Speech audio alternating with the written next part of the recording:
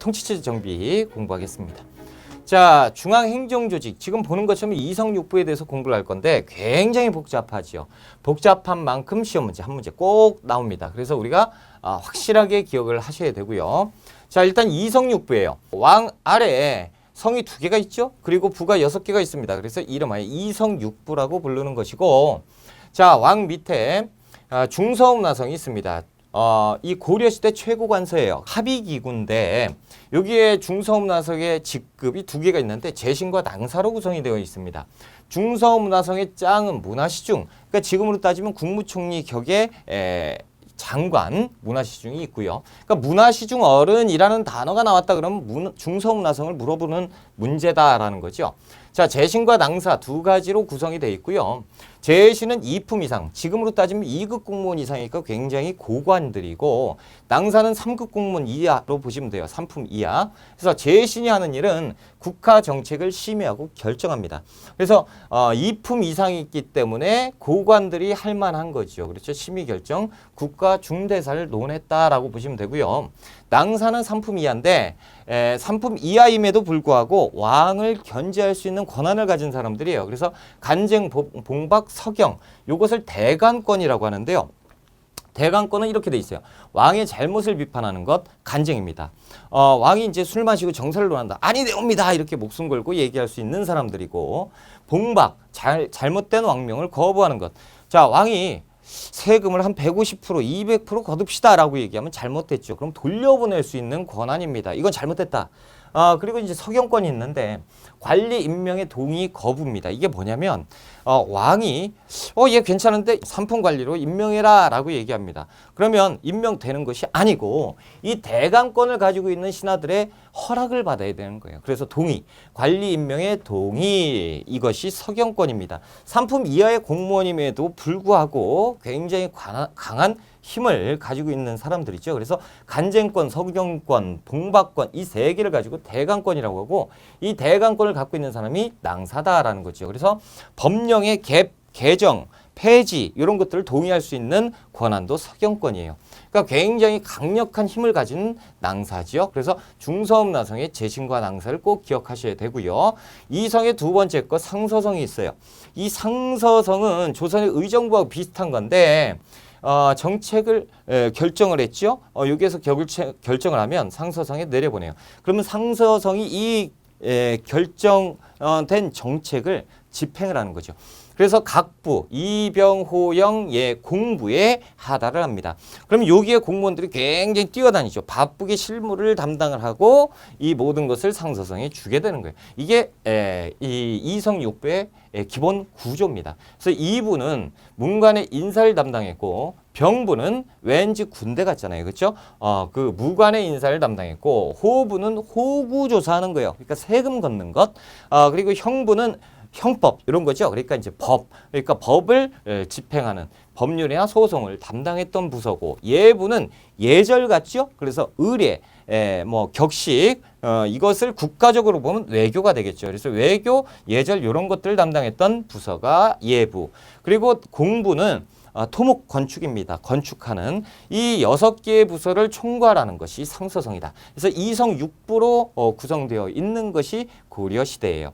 자, 그러면 이 이성육부 이외에 어떤 기구가 있냐면 중추원이 있습니다. 중추원도 2가지의 기구로 나뉘게 되는데, 중추원 내에 추밀과 승선이라는 직급이 있어요. 자, 추밀은 2품 이상, 어디하고 비슷해요? 재신 2품 이상. 그렇죠. 고관들입니다. 고관이기 때문에 중요한 것을 담당하겠죠. 그래서 군사기밀을 담당합니다. 그러니까 만약에 전쟁이 나서 중추원의 추밀이 잡혔다. 인질로 됐다. 그러면 이제 전쟁 끝난 거예요. 군사기밀 다 알고 있는 사람들이에요. 그리고 중추원에 승선이 있는데 3품 이하의 관리로서 왕명을 출납하고 담당 비서기구를 얘기를 한다라는 거죠. 그래서 중추원의 승선은 조선의 승정원과 같다라는 거예요. 이 조선을 왜 갖다 놨냐면 시험에 잘 나와요. 고려에 중추원의 승선과 비슷한 역할을 했던 곳이 조선의 무엇이냐라고 하면 승정원이에요. 이런 식으로 시험 문제 나오니까 기억을 하셔야 되고요. 자, 이 어사대라는 게 있어요. 왠지 암행어사 같죠. 그렇죠. 어사대 그 관리의 비리를 감찰하는 곳이 어사대입니다. 조선의 사원부하고 비슷한 관리 감찰 기구가 어사되었다라는 거죠.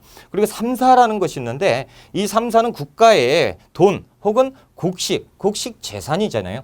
이 재산을 출납 담당, 그러니까 일종의 회계기구가 삼사였다라는 거죠. 조선의 삼사는 좀 틀려요. 이름은 같은데 세 개 부서를 합한 거예요. 사관원, 사원부, 홍문관. 그때 가서 말씀을 드리겠지만 이 세 개의 기구를 합한 것이 조선의 삼사고, 이 조선의 삼사는 이 대관권을 가지고 있었어요. 하지만 고려의 삼사는 그냥 단순하게 회계 기구였다라고 보시면 되겠습니다. 자, 준추관은 역사를 편찬하고 보관하는 곳입니다.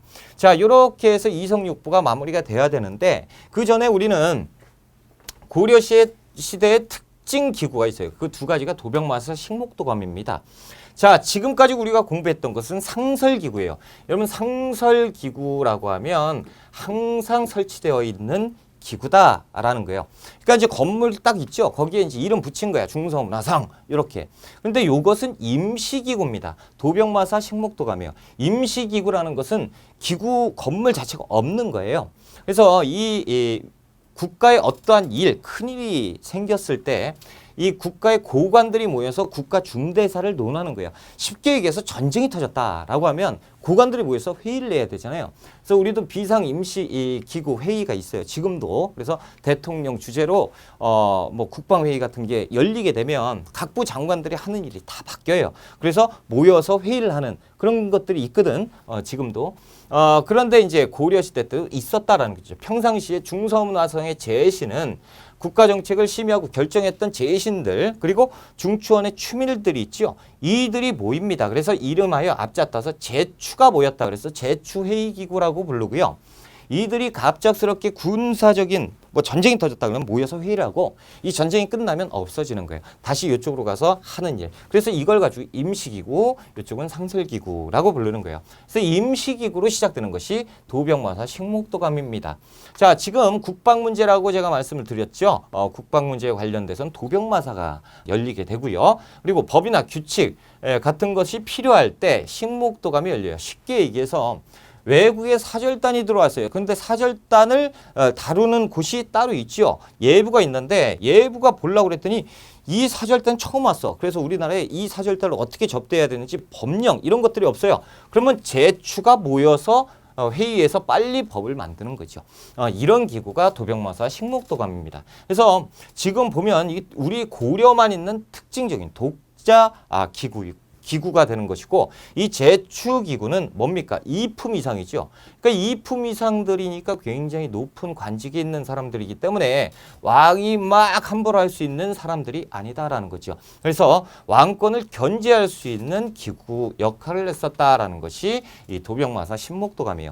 그리고 또 하나, 이 도병마사라는 것이 나중에 우리가 고려 후기로 가면 원간섭기로 들어갑니다. 이 원간섭기에 들어갈 때 이름이 바뀌어요. 도평의사사로 바뀝니다. 자, 이 도평의사사로 바뀌면서 이 이성육부 자체가 싹 다 무시돼요. 그때 이제 도평의사사로 바뀌고 이것이 국정 최고 권력기구가 됩니다. 그래서 도평의사사 하나 나오면 시기는 원간섭기 이후구나. 그리고 도병마사가 나오면 원간섭기 이전이구나. 시기도 구분할 수가 있다라는 거죠. 꼭 좀 기억하셔야 됩니다. 그리고 이 대관권을 가지고 있는 사람들도 기억하셔야 되는데, 중서문화성의 낭사와 어사대의 관원이 모여서 갖게 되는 것, 이것이 대관제도예요. 중서문화성의 낭사도 대관권을 갖고 있고 어사대의 관원도 대관권을 갖고 있다라는 얘기가 되는 거죠. 특징 잘 기억하시고 넘어갑니다. 오도양계입니다. 자, 오도양계는 누구 때? 현종 때. 그렇죠. 우리가 저번 시간에 방금 공부했어요. 오도양계입니다. 그래서 오도양계가 뭐냐? 자, 일단 도가 5개고요. 계가 2개란 얘기예요.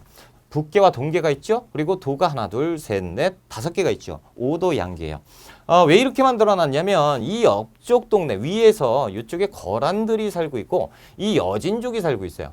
얘들은 시도 때도 없이 쳐들어와서 여기에서 약탈하고 도적질하고 돌아갑니다. 왜? 먹을 게 없으니까. 그러다 보니까 일정 부분 계라는 특수구역을 만듭니다. 이것이 군사 특수행정구역이에요. 군사행정구역 양계가 생기는 거예요. 북계와 동계입니다.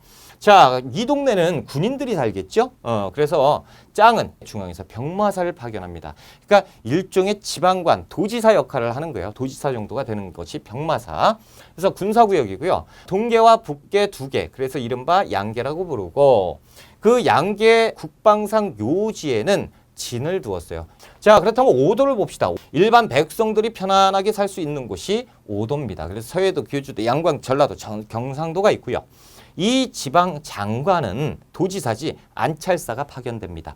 자, 그리고 행정구역 전국 5도 아래 주군현을 설치를 하고요. 일단은 요 모습을 한번 보실 필요가 있겠습니다. 자, 볼게요. 지방관이 주현이 있고 이게 이제 고려의 행정구역이에요. 이렇게 행정구역인데, 자, 주현이 일반 군현이라고 보시면 돼요. 이쪽에는 지방관이 파견되고 이 주현 밑에, 그러니까 우리가 지금 하면 경기도, 수원시, 무슨 동 이런 식으로 행정구역이 가는 거야. 그래서 주현 밑에 많은 속현들이 있고 속현 밑에 또 특수행정구역이 있는데, 일단 주현과 속현을 이렇게 봅시다. 그래서 주현에는 지방관이 파견되고요. 속현에는 지방관이 파견되지 않습니다.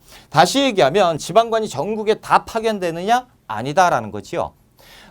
우리가 조선시대로 가면요, 향소부곡 이런 것들 없어지고 속현도 없어져 버려요. 그러니까 지방관이 파견되지 않는 속현 이하 것들이 싹 다 없어지니까 뭐만 남아? 주현만 남죠. 그래서 전국에 지방관이 파견되었다는 조선시대에 해당되는 거고, 고려시대 때는 전국에 지방관이 파견되었다? 아니다라는 거죠. 지방관이 파견되지 않았던 속현이 더 많았다라는 표현을 쓰게 되는 겁니다. 그래서 일반 주현에는 지방관이 파견되었고, 그리고 전국 지방관이 파견되지 않았다라는 거예요. 왜? 파견되지 않은 곳이 더 많았기 때문이죠. 자, 이쪽 동네에 살았던 사람들, 자, 조세, 곡물, 여계, 이런 것들을 담당을 하게 되는, 왜냐하면 일반 백성들이 살았으니까요. 그렇죠? 그리고 향리가 직접 실무를 담당했다라는 거죠. 그래서 지방 장관, 도지사는 누가? 안찰사가 파견되었다라는 거죠. 그리고 이제 특수행정구역이 있어요. 이것은 방금 보셨다시피 향부곡소가 있습니다. 이 향부곡소라는 놈은, 자, 농업에 종사하고 수공업에 종사합니다. 그래서 이 아래 최하층이에요. 하지만 이쪽에 살고 있는 사람들은 모두 다가 양민입니다. 천민이 아니에요. 양민이에요. 그런데 일반 속현, 주현이었던 사람들을 이렇게 향부곡소로 강등시키는 거예요. 이유는 조금 이따 설명해 드리고요. 일단 향부곡이라는 곳은 농업에만 종사할 수 있는 거예요. 자, 소라는 곳은 수공업에만 종사할 수 있습니다. 이들은 군현민보다 세금을 훨씬 더 많은 부담을 지었다라는 거죠. 그러니까 얘들이 뭐 1을 냈다 그러면 얘들은 한 1.5를 내야 되는 거예요. 왜 이런 일들이 있느냐? 그리고 이 특수행정구역은 뭔데 이렇게 만들어놨느냐라는 거죠. 원래 이 향소부곡은 주현이었어요. 주현인데 이쪽 현에서 반란이 일어났습니다.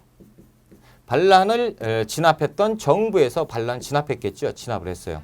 자, 이 반란을 진압하고 나서 평상시대로 똑같이 진행을 한다면 이 옆 고을에 살고 있는 애들이 반란해도 별거 없네? 그러면 우리도 한번 일으켜볼까? 이런 일들이 벌어지겠죠. 그러니까 어떻게 해야 됩니까?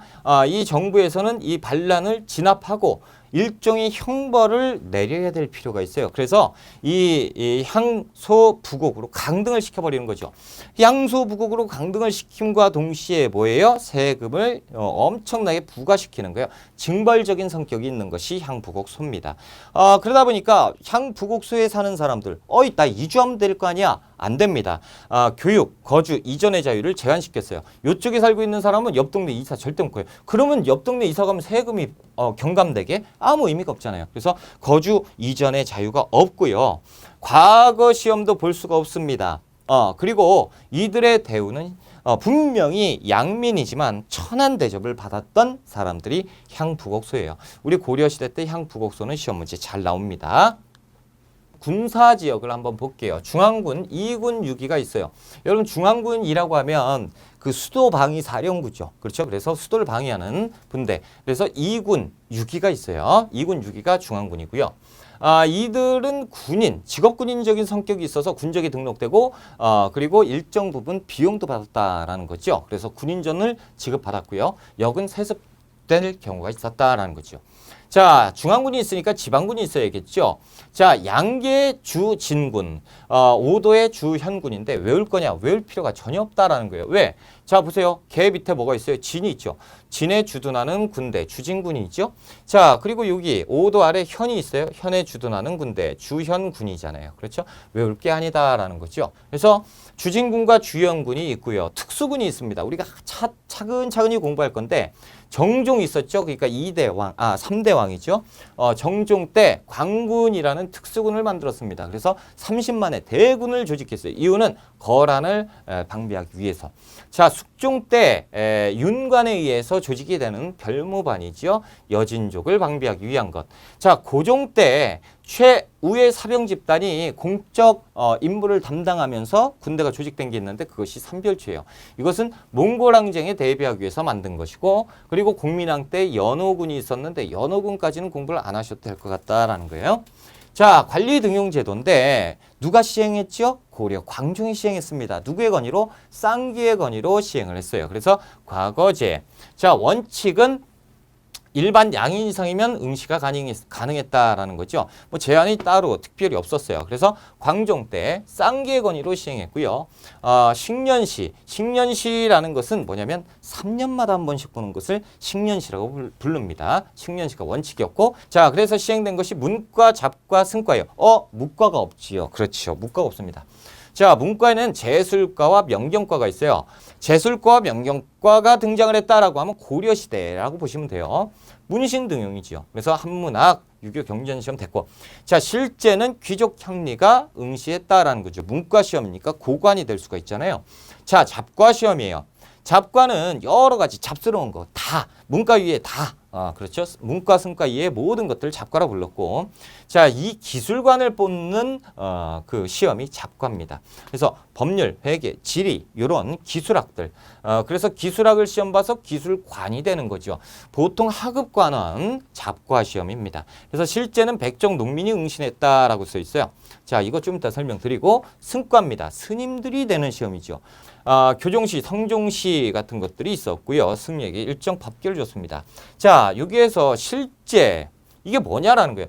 아니, 분명히 양인 이상 응시가 가능하면 평민 이상 다 볼 수가 있고, 그러면 문과도 볼 수 있고 잡과도 볼 수 있는데 왜 문과는 귀족들만 볼 수가 있었습니까? 라고 질문이 생길 수가 있겠죠. 그렇죠?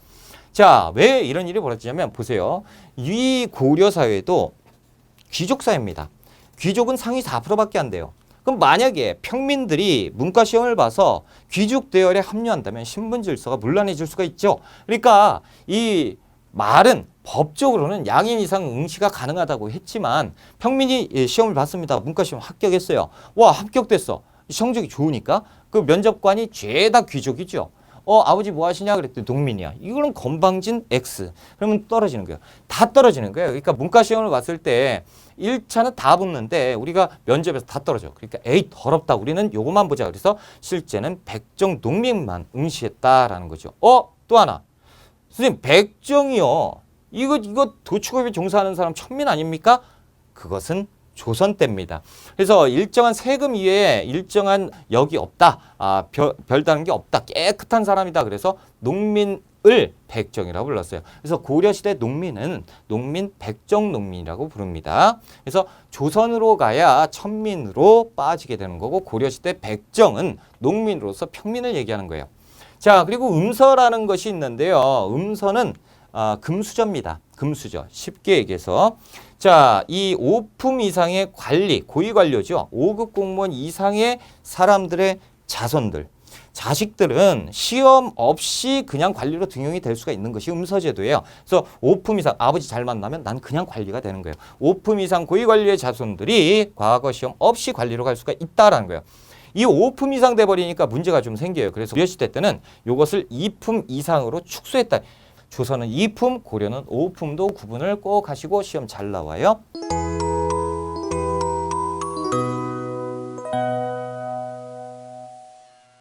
이제 문벌귀족사회 성립과 동요가 나오는데요. 우리가 문벌귀족사회에 대해서 공부를 좀 해보자라는 거죠. 일단 문벌귀족이 뭐냐라는 거예요. 고려 건국 세력은 지방오족과 육도품입니다. 자, 지방오족과 육도품 세력들이 집권을 하겠죠.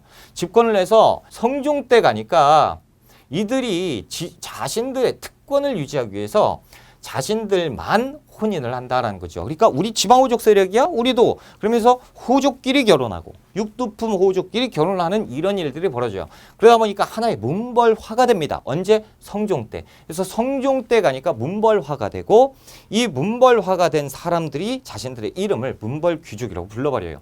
그러니까 이 지방호족과 육두품이 문벌귀족이 되는 겁니다. 그래서 과거, 음서, 공음전 그리고 불법적으로 대토지를 소유하게 돼요. 그런데 지금 보면 뭔가 좀 이상해요. 지방호족과 육두품은 분명히 진취적인 사람들, 개혁적인 사람들 아니었습니까? 자, 여러분 보세요. 어느 시대건 다 마찬가지입니다. 맨 처음에 시작할 때는 굉장히 진취적이고 개혁적이죠. 으쌰으쌰해가지고 딱 해서 새로운 나라를 건국하자. 그래서 나라를 만들었어요. 나라를 만들고 나서 자기들이 야 깨끗한 나라 됐으니까 우리 이제 일상생활로 돌아가서 살까 그럴 것 같아요. 특권을 누리겠죠.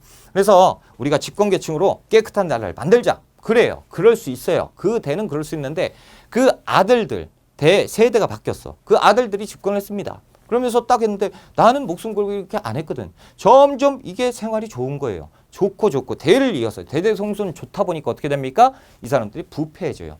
그러니까 지방호족과 육두품이 신라 말에는 분명히 진취적이고 개혁적인 사람인데 이들이 후손들이 뭐가 되죠? 문벌귀족이 되죠. 문벌귀족의 뿌리는 분명히 지방호족과 육두품이지만 그 사람들은 할아버지 때고 이 할아버지 때는 개혁적이었지만 나 때는 보수적인 부패한 관리로 점점 빠지게 되는 거예요. 자, 그래서 이것이 뭘로 나타나냐면 이런 걸로 나타납니다. 이자겸의 난. 이자겸이라는 사람이 있는데요. 자, 보세요. 이 여진족. 자, 거슬러 보면 여진족의 조상은 말갈족입니다. 말갈족이 어디서 봤는데? 발해의 피지계 계층이 말갈족이었습니다. 그렇죠? 그리고 고구려가 말갈족을 지배했었고 이 말갈족의 후예가 여진족입니다. 근데 이 여진족이 성장을 해가지고 고구려의 후예인 고려의 4대 군신관계를 요구했다는 게 말이 됩니까? 그렇죠? 그래서 군신관계를 요구했는데 이자겸이 전쟁을 해?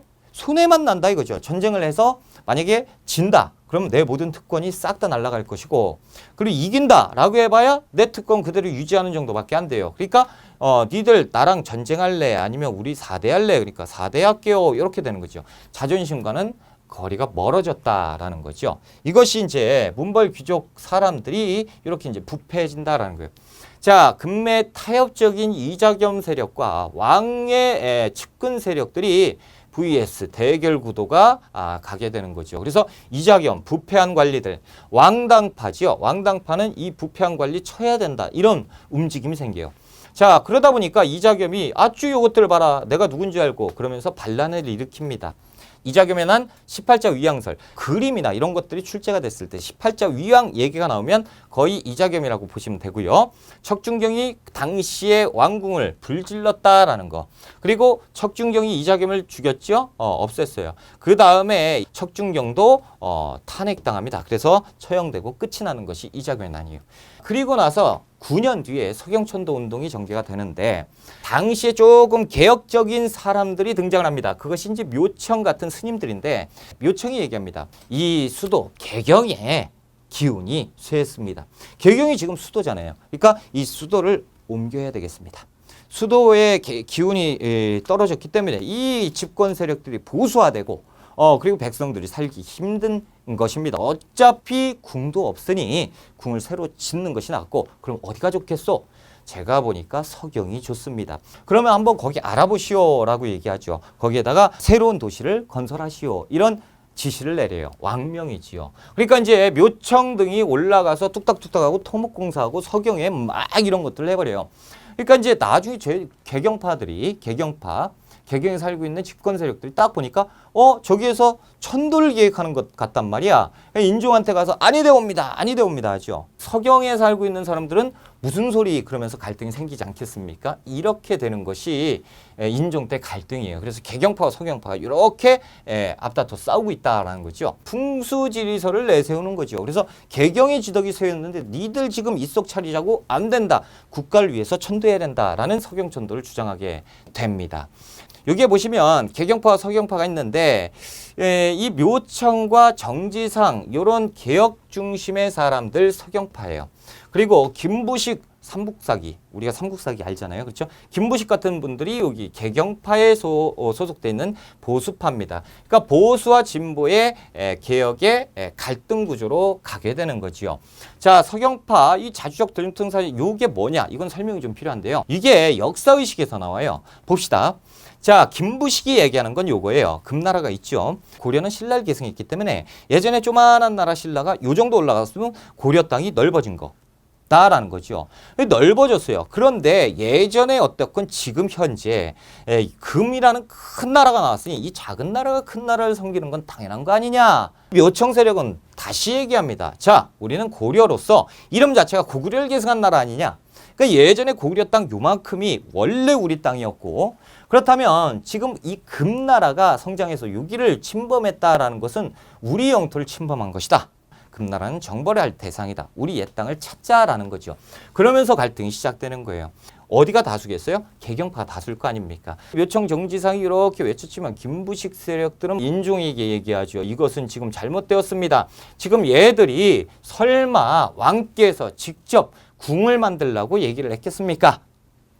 얘들이 궁을 만들고 토목공사를 빌미로 해서 군대를 양성하고 있고 그리고 자신들이 뭐 금나라를 정복한다? 그러면 전쟁을 하겠다는 얘기인데 뭐 자주 이런 것들을 명목 삼아서 얘들이 반란을 일으키는 것과 다름없다. 이것들을 혼내야 된다라는 쪽으로 아니 되옵니다로 가게 되죠.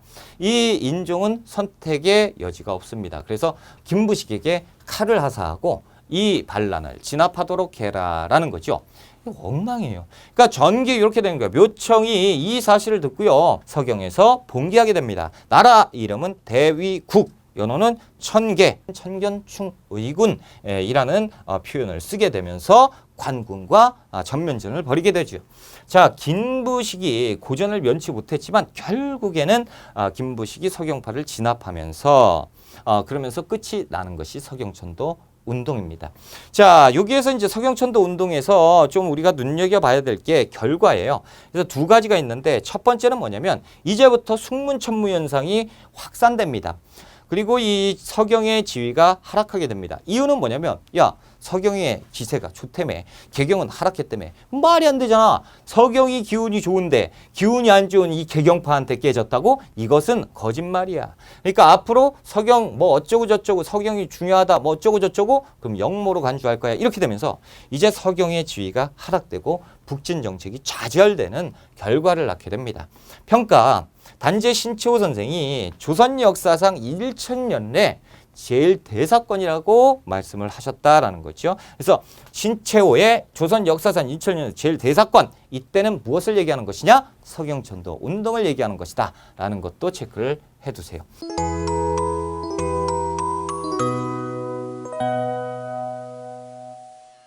자, 우리가 이제 국내 정세를 봤고요. 국외 정세를 잠깐 봅시다.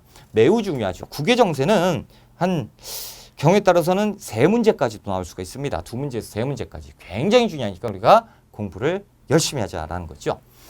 자, 지금 10세기 때요. 10세기 동아시아의 정세죠. 고려가 건국되었고요.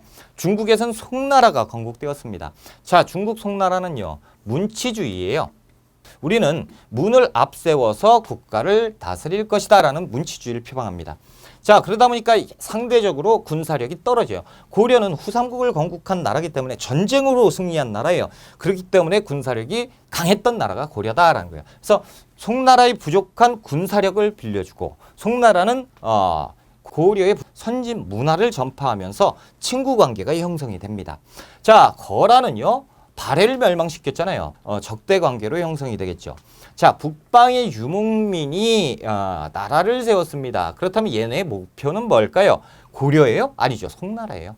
송나라. 중원 대륙을 차지하려고 하는 겁니다. 그래서 여진이건 뭐 예전에 뭐 선비족 뭐 그리고 말갈족 지금 뭐 여진족 이런 애들 모두가 다 우리나라가 목표가 아니고 중국 목표예요. 대륙의 주인인 송나라는 관계가 안 좋겠죠. 그래서 이런 관계가 형성되는 것이 10세기 그 동아시아의 정세입니다. 자, 침략을 하는데요. 거란이 왜 침략을 하느냐? 자, 송나라와 고려와 관계가 좋습니까? 좋지요. 그런데 반해서 거란은 송나라하고 관계가 안 좋습니다. 고려도 거란하고 관계가 안 좋죠. 거란이 송나라를 공격하면 뒤에서 고려가 칠 거란 말이죠. 거란이 쳐들어온 이유는 고려와 전면전을 벌려서 고려를 멸망시키려고 한 게 아니고 단지 송나라하고 고려의 관계를 끊고 그리고 자신들이 전쟁을 하고자 하는 목표였다라는 거죠. 그래서 송나라와 단교를 요구하고 1차 침입, 거란족이 쳐들어오는데 소손영이 80만 대군을 가지고 쳐들어옵니다. 어마어마한 대군이죠. 서희는 고려의 신하로서 문관입니다.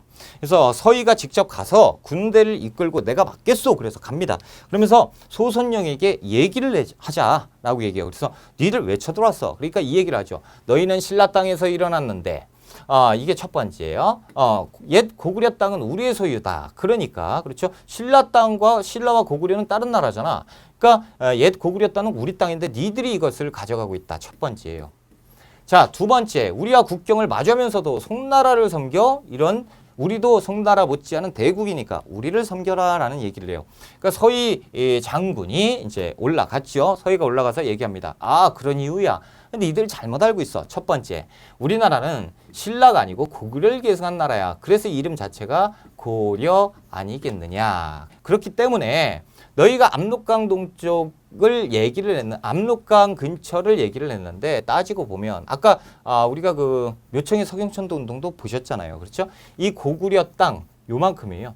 이 고구려 땅을 누가 침범하고 있어? 이 거란 애들이 오히려 침범한 꼴이 된 거예요. 그렇죠? 그러니까 니들이 침범해놓고 우리가 이걸 회복하고 있는데 지금 니들이 여기에 터잡고 있는 것도 원래 우리 땅이야. 이걸 달라고 안 한 것만 해도 감사하게 여겨. 자, 그리고 우리가 송나라를 이렇게 송나라하고 친한데 이것을 왜 했는지 모른단 말이지. 말도 안 되는 소리. 자, 지금 니들은 잘못 알고 있는 게 한두 개가 아니다라는 거예요. 자, 아무리 이것은 우리가 인정했다 치자. 그래. 그래서 니들을 인정하는데 거란이 만들어졌을 때 우리 고려에서도 니들과 친하고 싶어서 여러 가지를 많이 했었다라는 거죠. 그래서 우리가 금은보화를 다 싣고 니네 나라를 찾아갔는데 니네 나라 우리 사절단 본 적 있냐? 없지. 우리나라도 사절단 본 적 없다. 무슨 얘기야? 우린 사절단을 보냈는데.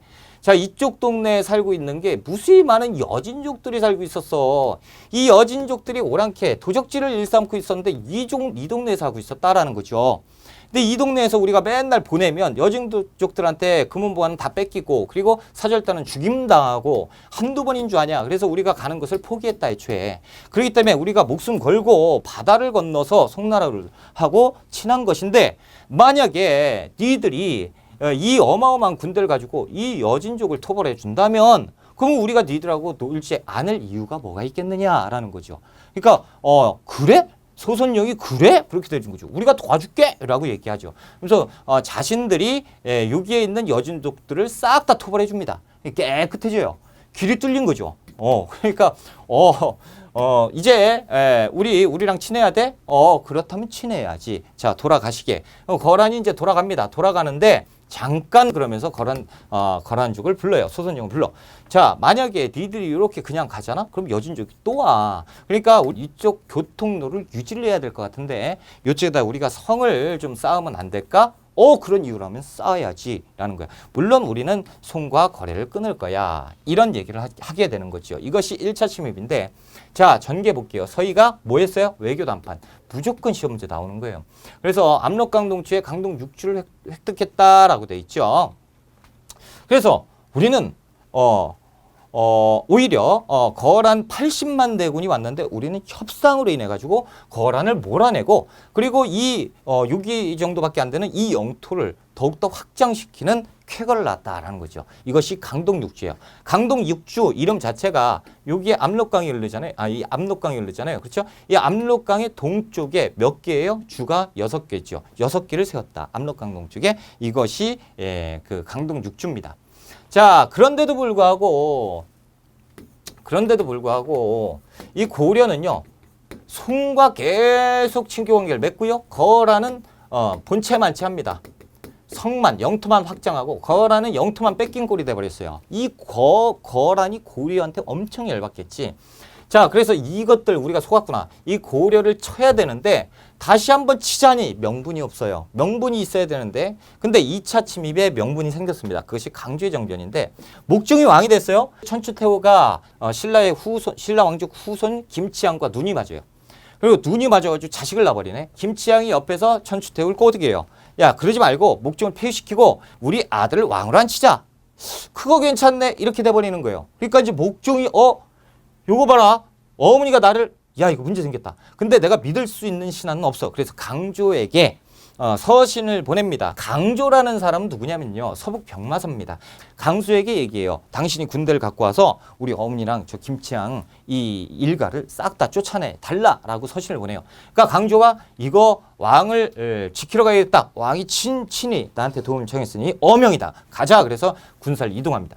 자, 보세요. 여기에 군사를 이동하니까 거란 군이 이동하게 되겠죠. 강조가 군 근처까지 갔는데 파발이 와. 그래서 장군 큰일 났습니다. 뭐가 큰일 났냐. 천추태후와 김치향이 이 사실을 알고 미리 반란을 일으켜서 목종을 죽여버렸습니다. 라는 얘기를 해요. 근데 목종이 지금 세상에 없잖아. 그러니까 강조는 오케이. 그러면 대량원군을 모시고 가자. 그래서 대량원군을 왕위로 앉힙니다. 궁에 갔는데 이들이 그대로 다 살아있어요. 그게 문제가 생겼지. 뭐야? 왕을 새로 앉혔어. 그리고 군대를 갖고 궁으로 쳐들어왔어요. 그럼 뭐가 돼요? 완전 역적이 되는 거죠. 그러니까 모르겠다. 이거 어떻게 하냐. 그래서 싹 다 죽여버립니다. 천추태후는 유배 보내고요. 김치향 죽여버리고 아들 죽여버리고 목종이 살아있잖아. 목종도 죽여버려요. 그리고 왕을 앉혀버리는 강조예요. 이게 강조 정변입니다. 엉망진창이죠. 자, 여기에서 또 알 수 있는 건 뭐예요? 이 천추태후가 왕의 어머니 태후임에도 불구하고 김치향과 정을 통해서 이런 것들을 궁 안에서 했다라는 거죠. 그런데도 하등의 문제는 안 되는 일이에요. 왜? 고려시대는요. 남녀 평등 사회입니다. 그렇기 때문에 조선이나 가야 여성이 재혼하고 이런 것들이 문제가 되는 거지 이때는 문제가 안 돼요. 고려시대는 여성 평등 시대예요. 남녀 평등. 자, 아무튼 2차 침입이 이래서 터지는 거예요. 강조의 정변을 구실로 잘 됐다라는 거예요. 그래서 거란의 왕이 직접 내려옵니다. 40만 대군을 이끌고 거란의 왕이 직접 쳐들어오는데 이때 개경으로 쳐들어와요. 그때 지금 현종이죠. 현종이 이 사실을 알고 깜짝 놀라서 도망갑니다. 그러니까 개경에 왕궁이 있는데 이 왕궁을 습격해가지고 왕을 잡아라 그랬더니 왕이 없어. 왕궁은 벌써 포위됐습니다. 그래서 현종은 도망가 있고 이거 빨리 잡아야 되는데 라고 하는데 저기 그 거란에서 사신이 와요. 그래서 폐하 큰일 났습니다. 자, 거란의 왕은 어디 있죠? 지금 개경에 있어요. 큰일 났습니다. 뭐가 큰일 났냐? 그랬더니 여진족이 쳐들어와서 지금 심각해졌다라는 거죠. 여진족이 계속 쳐들어와가지고 거란을 위협하고 있습니다. 근데 거란의 지휘관이 어디 있어요? 고려 개경에 있잖아. 그러니까 큰일 났어요. 그래서 이것은 큰일 났다. 빨리 고려 왕을 잡아와라. 이렇게 되는 거죠. 그러니까 이제 고려 조정에서 이 사실을 알고 사신을 보내요. 그래서 네가 돌아간다면 우리 왕이 직접 친조를 할 것이다. 친조는 친히 왕이 올라가서 아련하겠다라는 얘기예요. 지금 상황이 바쁘죠. 그래서 거란의 성종이 퇴각을 하게 됩니다. 그러니까 실질적으로 거란이 막 이렇게 퇴각을 하고 있잖아요. 이만큼 군대가 있으면 양규가 이쪽에 산에 숨어 있다가 지나가면 훅 나와가지고 거란 뒤를 칩니다. 뒤를 치고 없어지고. 그러면 요거 조금 가잖아. 그러면 이 양규 장군이 저 앞에 또 가서 진을 치고 있다가 쏙 가면 뒤로 와가지고 이렇게 이걸 가지고 그래서 돌아간 거란군이 얼마 안 됐다라는 거예요. 이걸 가지고 뭐라고 하냐면 양규가 선전했다라는 표현을 씁니다. 자, 그래서 3차 침범은 조금 쉬었다가 갈게요. 조금 쉬었다 갑시다.